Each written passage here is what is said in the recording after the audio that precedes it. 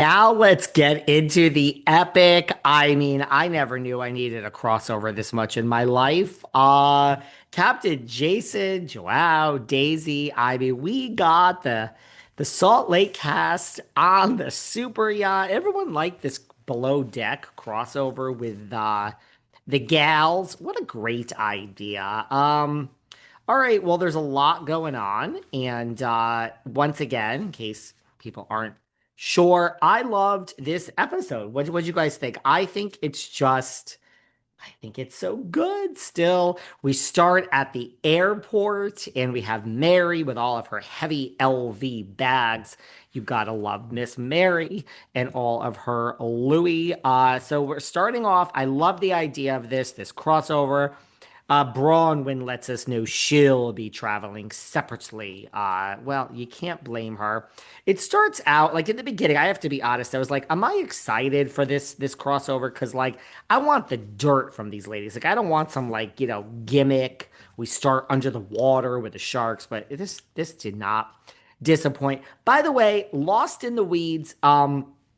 They show the women on the airplane. I always notice this. When they show the women on the airplane, they're always in coach other than the Beverly Hills ladies. So does Bravo only pay for coach and then the Beverly Hills women spend their own money to upgrade themselves, right? I doubt they're like everyone's paying for coach and yet they get first class. I don't know. I know it's crazy, but I noticed them in coach. Anyway, could you imagine like Kyle Richards sitting in coach? Anyway, Jennifer Tilly with Sutton in coach. Anyway, that's what I noticed. Okay. So they're going. Heather lets us know she knows Captain Jason. They met in Australia when she was there and she was down under with Whitney. Heather lets us know if you're trapped on an island with Captain Jason, you just want to bring your bikini and condoms. They're there, and right away, Brittany is pretty man crazy. It's hard to watch Brittany be this man crazy for me. Sorry, I'm just sipping a cup of coffee. After last week's sit down with her daughter, I'm like, man, everything your daughter is accusing you of, you're basically letting us see it with our very own eyes. When you were there for her and then you got married and you left and it was all about the husband, you didn't really give your daughter that much attention anymore. I got to be honest with you, it's a little that just sticks in my mind. I can't help it. So as I watch this episode, I just that sticks out because I don't think I knew Brittany was this boy crazy. Like I don't know. I guess we've seen it now for 2 seasons. I don't know. She's really boy crazy. Angie's hugging all of the people. Heather lets us know I'm the primary. We have Joao and Daisy and Captain Jason and the whole crew are there.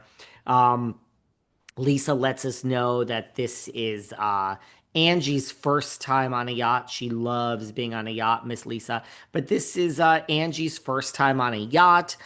Here we go, Lisa. Shady, shady boots. But okay, we get it. And Angie lets us know, I'm just going to keep my distance for Lisa. But actually, if I'm standing next to her, it might be a good idea because it'll make my ankles look smaller. Shady, shady boots, Miss Angie K. So, loving this so far.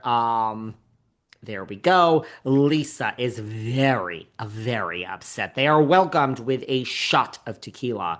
And Lisa lets us know this is not Vita tequila. It is not my tequila. She's very upset. They said stop scene. Lisa probably went off on the producers.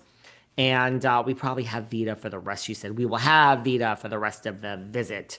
Okay, everybody. Lisa, we're still waiting for you to advertise on the podcast. You have a captive audience here, honey. I'll even give you a discount. Advertise Vita Tequila on Behind the Velvet Rope. Honey, you get a lot. I would give you, I don't know about half off, Barlow, but I would give you actually a really big discount. So then Brittany continues to be in heat. And by the way, Lisa, when we advertise, there's no shadiness. We do real ads here behind the Velvet Rope. Listen to a whole episode of ours, not on Patreon, and you'll hear all the ads, darling. But this is Patreon, and the kids don't hear ads.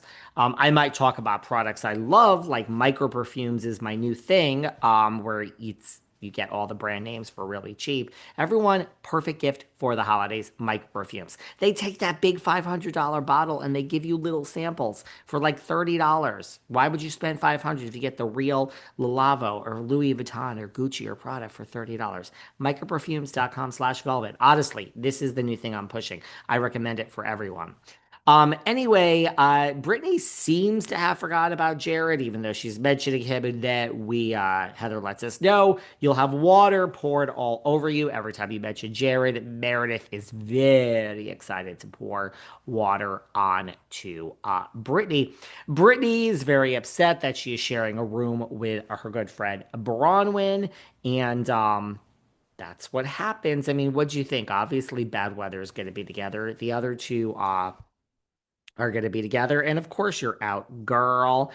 Anyway, Chef Ben is there. I'm loving the crossover, guys. So, Heather lets us know, I'm friends with Captain Jason, and I never let him know that we're all crazy. You gotta love Salt Lake. It makes fun of itself. Heather is self aware. You are all batshit crazy. Yes, you are. But this is why we love you and why you are our favorite franchise. So she didn't let Captain Jason know that they're all batshit fucking crazy. Brittany continues to be in heat. She lets us know that she likes Captain Jason very much, but seems like she also likes Joao and she also likes all of the others too. Oh, Brittany, you can have them all. Don't you worry, darling. Don't you worry. So, glad that Captain Jason now probably knows that they're not all crazy, or at least he was warned and is about to find out the exact opposite. Um, I don't know about Meredith pouring the water. She's liking it a little too much. Bronwyn is coming up. What an arrival. Coming on the boat. How dramatic could we be? Uh, I do agree before it was even pointed out. I'm like, what the fucking hell is she wearing? She came as an inflatable tube. You gotta love Bronwyn. You gotta love these outfits. She fits right in. Oh my God. This cast, do not change this cast. This is how you do it. I'm loving it. I'm loving it. I'm loving it. She comes and we're talking about her before, but not necessarily. Lisa Barlow says to the camera in her confessional, she would never use the word karma. She does not like the word karma. She thinks it's a very overrated word. But for everyone keeping track, this is Bronwyn's karma. Seems like you'd love to use the word actually after all, right? So she comes. The best is when we're finally alone in the room with, I'm sorry, I'm laughing here even now. She's in the room with Brittany and Bronwyn. And look, I love a good stuffed animal. Our own Sarah Fraser made fun of me for loving stuffies. I love stuffies, but uh, she pulls out the stuffed unicorn, which was very cute, by the way. Who doesn't love a stuffed animal? You gotta be, I mean, I fucking hate children. That's normal. That's not sadistic. But who doesn't love a cute little stuffed animal? And then it's Jared's voice. These women are batshit. Oh my God. Thank you for Meredith and Lisa. Thank you, gods above. She